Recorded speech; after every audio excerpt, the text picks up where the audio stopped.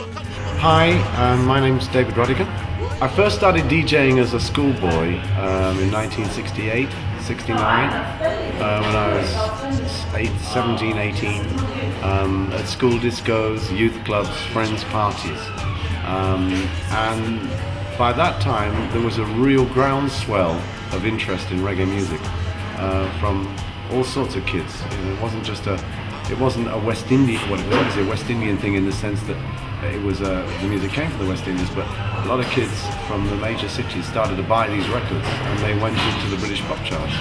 By 1969-70 there were a lot of pop chart smashes, you know, because we all went out and bought this music because it fascinated us. I first got into reggae in the 60s, 1964. I heard a song called My Boy Lollipop, and I just thought it was crazy. In the early 60s it was vibrant, very exciting. It was a new music, it was a new time, it was a new generation, and the music had a lot of energy. Many years ago in the 80s, I was in Channel 1. I had a dub room at the side of the main studio, and that's where I first heard this and cut it straight onto a dub plate.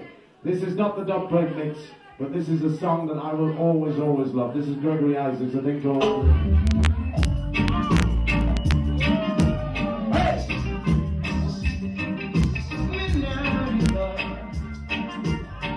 If you love reggae music, give me one hand in the air.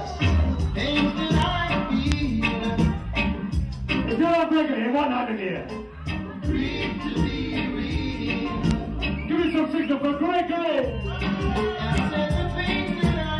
Yes, Mr. Gates. Out of Maxfield Avenue, Channel 1. Somebody say, go on, Roddy. The difference between here and Jamaica is that here, Europe, is a very, very young audience that are deeply into the roots side of the music. They take a bit of bashment, but they're much more into what I would call the original sound of real, authentic reggae. And that's reflected in the fact that they may come to it via Sean Paul or something really obvious, but they then find out about Treasure Island, Studio One and so on, and they start digging deep, and that's happened throughout Europe, so there are a lot of young European sound systems.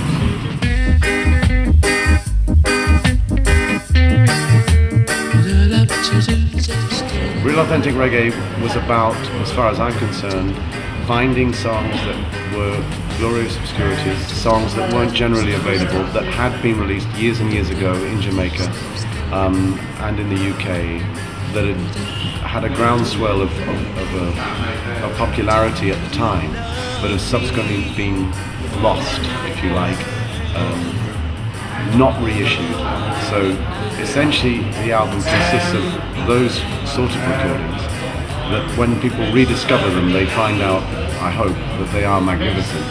And then also recent hits from the last 8 or 12 months that reflect the term real authentic reggae, with music with a message, a positive message, and that beat that is distinctively reggae as opposed to bashment, dancehall, or call it what you will, some of which is closer to banging house than it is to reggae in my opinion. So that's why it's called real authentic reggae. Big youth and Gregory Isaacs, Easy Dave Hill.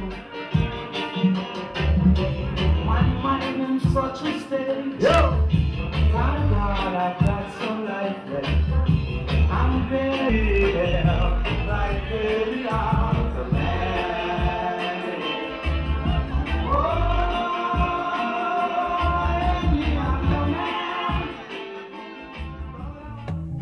I got involved with BBE because Peter asked me a couple of years ago, well, more than that, if I would compile an album called Kings of Reggae.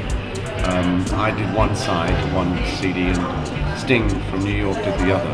And it was very interesting, and there was a good response to it. So he said, when I started talking about the fact that there was, in my opinion, lots and lots of really magnificent recordings that were no longer available and should be available, as opposed to the very obvious chart records that everyone knows, Peter said, compile an album. And I said, you're wrong. And that was Real Authentic Reggae Volume 1, which was very well received critically, and now we've got Volume 2. Yes, yeah! Under the season change, you can't stay the same when they want from me. I'm a system and a Rastafari. Best memories in my radio DJing career would be going to Jamaica in January 1979, which was for me a real musical pilgrimage. I went there to interview a number of artists and record them for my show on BBC Radio London. And I then returned to Jamaica frequently, but most notably in 83, 84, 85, when I was working for Capital Radio, and I did a number of radio programs on Jamaican radio with Barry G, the Boogeyman, and they were clashes where we sort of had an on-air battle, and Jamaica loved that. It was broadcast in London as well, and that generated a lot of excitement. So those days on air in Jamaica and England were very, very exciting. Also on BFBS, British Forces Broadcasting Service, which was very well received in Germany, because a lot of young German kids heard that show and got into reggae music via that show, because at that stage, during those times in the early 80s, the show was just 100% reggae. So those would be some great memories. And joining KISS in 1990, when KISS got its legal franchise, and I've been there ever since. 18 years later, I'm still there, and I'm still enjoying it, as I did when I first started broadcasting in 1978, which was on BBC Radio London. Come now, watch no eyes, 'cause them can't reach me eyes. Now talk slack on